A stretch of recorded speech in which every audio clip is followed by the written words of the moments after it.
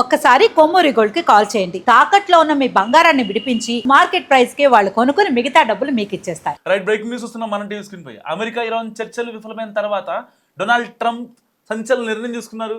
Hormuz జలసంధిలోకి ప్రవేశించడానికి లేదా దాని నుంచి బయటకు వెళ్ళడానికి ప్రయత్నిస్తున్న నౌకల్ని అడ్డుకుంటామని చెప్పాడు. దీంతో ఒక్కసారిగా ట్రంప్ డెసిషన్తో ప్రపంచం షాక్ అయింది. ట్రంప్ చర్యలతో గ్లోబల్ ఆయిల్ క్రైసిస్ ఏర్పడే అవకాశం ఉంది.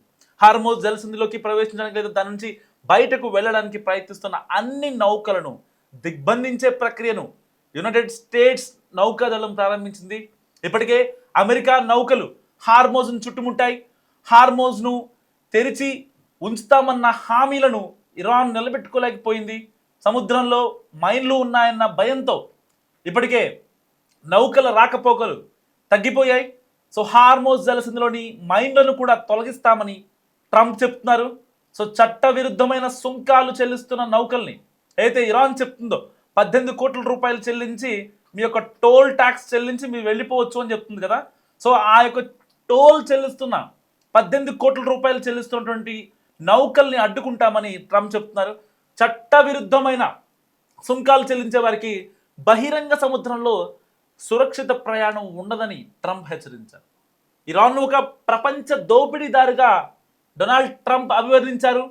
సో అమెరికా బలగాలను వాణిజ్య నౌకల్ని లక్ష్యంగా చేసుకునే ఏ చర్యకైనా తీవ్ర ప్రతీకారం ఉంటుందని డొనాల్డ్ ట్రంప్ హెచ్చరించారు.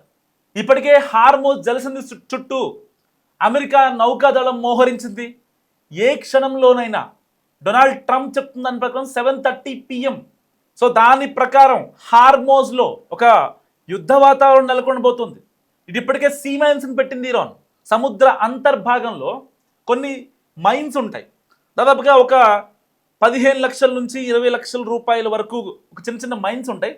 వన్స్ మైన్ యాక్టివేట్ అయిందంటే వెళ్ళి ఆ యొక్క షిప్ని కూల్చేస్తుంది అనమాట. దాదాపుగా ఇటు హార్మోజ్ జలసంధి దగ్గర 2000 నౌకలు ఉన్నాయి. 2000 నౌకలు, దాంట్లో కొన్ని 6000 కంటైనర్స్ ఉంటాయి. 6000 కంటైనర్లలో చమురు, ఇటు అయితే శుద్ధి చేసినటువంటి ఇంధనం, డైరెక్ట్గా మనకి ఆయిల్, డీజిల్ కావచ్చు, పెట్రోల్ కావచ్చు, ఇటు ఇంజిన్ ఆయిల్ కావచ్చు, అవన్నీ కూడా ఆ యొక్క నిక్షేపాలు ఉన్నాయి. ఒక్కసారి కనుక బ్లాస్ట్ అయిందంటే దాదాపుగా 2 లక్షల కోట్ల రూపాయలు ఒక్కొక్క షిప్ వాల్యూ. నేను ఓన్లీ దాంట్లో ఉన్న చమురు గురించే చెప్తున్నా, ఓన్లీ చమురు గురించే చెప్తున్నా. సో అంత పెద్ద పెద్ద షిప్లు ఉంటాయి. దాదాపుగా 500 మీటర్లు, ఒక 60-70 మీటర్ల వెడల్పు అండ్ పొడవు 600 మీటర్లు, 700 మీటర్లు కూడా ఉంటాయి. అంత పెద్ద పెద్ద షిప్పులు ఉంటాయి. ఖరీదైన సరుకుతో ఆ యొక్క హార్మోజ్ జలసంధి దాటడానికి రెడీగా ఉన్న షిప్పుల మీద తేడా వస్తే లేపేస్తామని చెప్పి కింద సీమెన్స్ పెట్టింది ఇరాన్. ఒక్కవేళ సీమెన్స్ పేలిస్తే ఇక అంతర్యుద్ధం కాదు, ప్రపంచ యుద్ధం రాబోతుంది. ఇప్పటిదాకా అంతర్యుద్ధాలే మనం చూసాం, ఇప్పుడు ప్రపంచ యుద్ధం రాబోతుంది. దీనికి సంకేతంగా హార్మోజ్ చుట్టూ, హార్మోజ్ స్ట్రైట్ చుట్టూ అమెరికా నౌకల్ని, యుద్ధ క్షిపణుల్ని, యుద్ధ నౌకల్ని అన్నింటినీ మోహరించింది. దాదాపుగా 1,00,000 మంది సైన్యం అమెరికా నుంచి ఇరాన్కు వచ్చారు. ఈ రాత్రికి ఇరాన్ దగ్గర నుండి హార్మోజ్ జలసంధిని ఎలాగైనా మేము చేజెక్కించుకుంటామని డొనాల్డ్ ట్రంప్ చాలా గట్టిగా చెప్తున్నాడు. ఇప్పటికే ఇరాన్కి చాలా ఛాన్సులు ఇచ్చాం, 1 కాదు 2 కాదు, దాదాపుగా 10 ఛాన్సులు ఇచ్చాం. 4 సార్లు సీజ్ ఫైర్ చెప్పాం, 2 సార్లు చర్చలకు వెళ్ళాం, 2 సార్లు డైరెక్ట్గా ఏదైతే ఇస్లామాబాద్ పాకిస్తాన్ వేదికగా దౌత్యవేత్తల సహకారంతో ఈ యొక్క డిప్లొమాటిక్ చర్చలు జరిగినా సరే ఇక్కడ ఎవరు మాట విన్న పరిస్థితి. సరే, అక్కడ లోపల ఏం జరిగింది, కేవలం ఇరాన్ డిమాండ్స్ని వీళ్ళు యాక్సెప్ట్ చేయలేదు కాబట్టి అమెరికా ఏముంటుంది, లేదు అంతా కాదు, ఫస్ట్ మేము చెప్పింది వినాలంటారు. ఇరాన్ ఏం చెప్తుంది, లేదు మేము చెప్పినట్టే వినాలి, ఫస్ట్ మాకు అణు సామర్థ్యానికి సంబంధించినటువంటి లైసెన్స్లు మాకు ఇచ్చేయండి, సో అణు ఉత్పత్తిని మేము పెంచుకుంటామని చెప్తుంది. కానీ వాస్తవానికి అమెరికా ఇచ్చే ఛాన్స్ లేదు, ఇవ్వదు. అండ్ హార్మోజ్ జలసంధి దగ్గర మాదే, మేమే ఇదిగా ఉండాలని చెప్తుంది. సో మరి అలాంటి నేపథ్యంలో ఇటు హార్మోజ్ స్ట్రైట్ దగ్గర ఉన్నటువంటి 2000 షిప్పుల నుంచి సీ మైన్స్ కనుక ఒక్కసారి అటాక్ చేశాయంటే దాదాపుగా ఈ 2000 షిప్స్ ఒక్కసారిగా మొత్తం స్మాష్, బిగ్ బ్లాస్ట్ అయిపోద్ది. ఇప్పటిదాకా కేవలం అంతర్యుద్ధమే.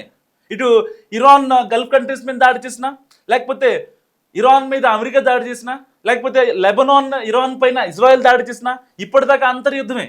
కానీ మరికొద్ది క్షణాల్లో ప్రపంచ యుద్ధం రాబోతోంది. పాకిస్తాన్ వేదికగా ఇప్పటికే దౌత్యవేత్తల మీటింగ్ జరిగింది. సో ఇరాన్ యాక్సెప్ట్ చేయలేదు అండ్ అమెరికా కూడా యాక్సెప్ట్ చేయలేదు. ఆబ్వియస్లీ ఇరాన్ దేనికైనా సిద్ధంగా ఉంటుంది, తెగిడి చేసింది. ఎలాంటి యుద్ధానికైనా మేము సిద్ధంగా ఉంటుంది, ప్రపంచ దేశాలకు ఒక సవాల్ విసురుతుంది. సో ఈ నేపథ్యంలో ఇప్పుడు రష్యా ఎంటర్ అయింది. పాకిస్తాన్ చేసిన దౌత్యపరమైన చర్యలు ఉన్నాయో ఆల్రెడీ పాకిస్తాన్ విఫలమైంది కాబట్టి, సో ఇరాన్ ఇజ్రాయెల్ వార్ని ఆపాలంటే రష్యా ఒక్కటే మార్గం అని చెప్తుంది. వాస్తవానికి భారతదేశం ఈ యొక్క వార్లోకి ఎంటర్ అవ్వచ్చు, కానీ ఇరుపక్షాలు భారతదేశం మాట వింటాయంటేనే మనం వెళ్తాం. ఇప్పటిదాకా డొనాల్డ్ ట్రంప్ చెప్పుకుంటూ ఉన్నాడు, చాలా యుద్ధాలు ఆపాను, భారత్ పాకిస్తాన్ ఆపాను, ఇరాన్ ఇజ్రాయెల్ ఆపాను అని చెప్పి ఈ యొక్క పిచ్చి మాటలు మాట్లాడుతూ ఉన్నాడు. వాస్తవానికి అవన్నీ దౌత్యపరంగా మనం ఆఫ్ ది రికార్డులు చేసాం, ఇండియా చేసింది. అయితే వాళ్ళతో మనకున్న సంబంధాల వల్ల. ఇప్పుడు సపోజ్ ఇరాన్ ఉంది, ఇరాన్ ఇప్పటి నుంచి దాదాపుగా 400 ఏళ్ళ నుంచి ఇరాన్ మన ఇండియాకి చాలా సపోర్ట్ చేస్తుంది, చమురు పరంగా, ఇంధనం పరంగా. ఎక్కడన్నా ఒక చిన్న ఎగ్జాంపుల్ చెప్పాలంటే, పాకిస్తాన్ని అంటే 55 ముస్లిం దేశాలు కశ్మీర్ పాకిస్తాన్నే అంటుంటే, లేదు కశ్మీర్ ఇండియాదని చెప్పి ఇరాన్ చాలా గట్టిగా మాట్లాడింది. ఇప్పుడు కాదు, 1994లో. సో అలాంటి ఇరాన్ని మనం కాపాడుకోవాలి. ఇటు చమురు కావాలి మనకి, మిత్రపక్షాలతో ఉంటూ మనం ఆ యొక్క దౌత్యపరమైన ఒప్పందాలను కావచ్చు, బిజినెస్ పరంగా ట్రాన్సాక్షన్స్ కావచ్చు, చాలా హైపోథెటికల్గా ఉంటాం, మనం అథెంటిక్గా ఉంటాం. సో అందుకనే ప్రపంచ దేశాలకి భారతదేశం అంటే అదొక రకమైన మంచి అభిప్రాయం ఉంటుంది. సో ఎక్కడ కూడా మనం డీలా పడలేదు, ఎవరిని డిలే చేయలేదు, ఎవరితో కూడా మనకి సఖ్యత లేకుండా శత్రుత్వం పెట్టుకోవాలి.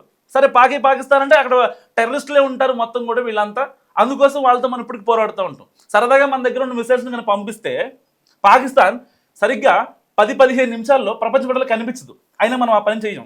సో దానికి డొనాల్డ్ ట్రంప్ ఒప్పుకుంటాడా ఒప్పుకోడా అనేది కాదు. ఇప్పుడు ఆల్రెడీ ఇక్కడ ఈ యుద్ధాన్ని విషయానికి వస్తే, ఇరాన్ ఇజ్రాయెల్ వార్ ఇంత ఎక్స్ట్రీమ్ లెవెల్కి వెళ్ళటానికి డొనాల్డ్ ట్రంపే కదా కారణం. ఏం సాధించాడు? దాదాపుగా 2 లక్షల కోట్ల రూపాయలు పెట్టాడు. 1 కాదు 2 కాదు, 2 లక్షల కోట్లు. 2 లక్షల కోట్ల రూపాయలు అంటే జస్ట్ ఇమాజిన్, తెలుగు రాష్ట్రాల్లోని బడ్జెట్ అనమాట. అంత బడ్జెట్ని ఖర్చు పెట్టి ఇరాన్ మీద స్నైపర్ అటాకులు చేశాడు. ఇరాన్ ఏమైనా తక్కువ తిందా? ఇరాన్ 18 లక్షల రూపాయల చిన్న మిసైల్స్తో, స్నైపర్ గన్స్తో అమెరికాలో ఉన్నటువంటి కొన్ని వేల కోట్ల రూపాయల సంపదన నేలమట్టం చేసింది. సముద్రంలో ఉండే రాడార్లు కావచ్చు, ఈవెన్ రాడార్లు. ఇప్పుడు మనం రీసెంట్గా చూసాం, ఆర్టిమిస్ చంద్రుడి పైకి వెళ్ళి ఒక ఫోటో తీసి భూమి పంపించింది.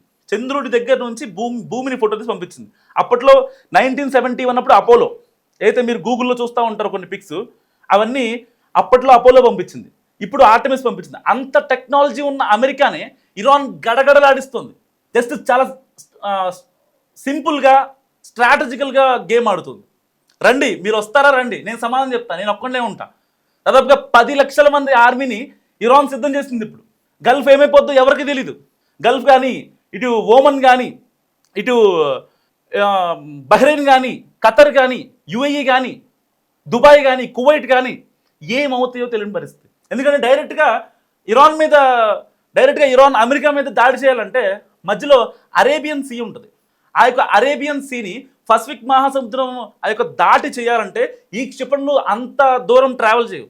దగ్గరలో ఉందేంటి, ఈ యొక్క యుఏఈ కావచ్చు, బహ్రెయిన్ కావచ్చు, ఖతర్ కావచ్చు, దుబాయ్ కావచ్చు, వీటి మీద దాడులు చేయాలి. సో అప్పుడు దాడులు చాలా ఈజీగా చేయగలరు. సో ఏదైతే ఖతర్ అండ్ కువైట్లో ఉండే అమెరికా ఎయిర్ బేస్లు ఉంటాయో అక్కడికి ఫ్లైట్స్ని పంపించి సో డొనాల్డ్ ట్రంప్ ఆడాల్సిన ఆట ఆడొచ్చు. సో ఇన్ని కాన్సిక్వెన్స్లు. అసలు వాట్ డిడ్ ట్రంప్ గెయిన్? అసలు ట్రంప్ ఏం సాధించాడు? దాదాపుగా 48 రోజులుగా యుద్ధం జరుగుతుంది. ప్రపంచవ్యాప్తంగా చమురు సంక్షోభం. ఆసియా దేశాలు లిటరల్లీ విలవిల్లాడుతున్నాయి. ఎంత గ్యాస్ సంక్షోభం, ఇటు ఎల్పిజి లేదు, పిఎన్జి లేదు, ఎల్ఎన్జి లేదు, ఏ గ్యాస్ లేదు. ఫర్దర్గా ఈ యొక్క ఇంధన సమస్య వచ్చిన ఆటంకం అసలు ఎవరు ఎక్స్పెక్ట్ చేయిందనమాట. ఆల్మోస్ట్ మనకి చమురు నిల్వలు ఉన్నాయి. హార్మోస్ సైడ్ నుంచి ఒక 2 షిప్లు ఇప్పుడు మనకి యాక్సెప్ట్ చేశారు బయటికి.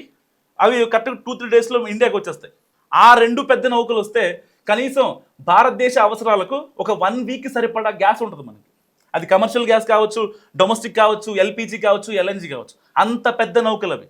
కానీ అది రావడానికి ముందు మరి ఒకవేళ ఈ యుద్ధం ఎక్స్ట్రీమ్ అయితే డొనాల్డ్ ట్రంప్ కనుక ఇప్పుడు హార్మోస్ స్ట్రైట్ దగ్గర ఉన్నటువంటి సీమెన్స్ పేలిస్తే ఇరాన్ చూస్తూ ఊరుకుంటుందా?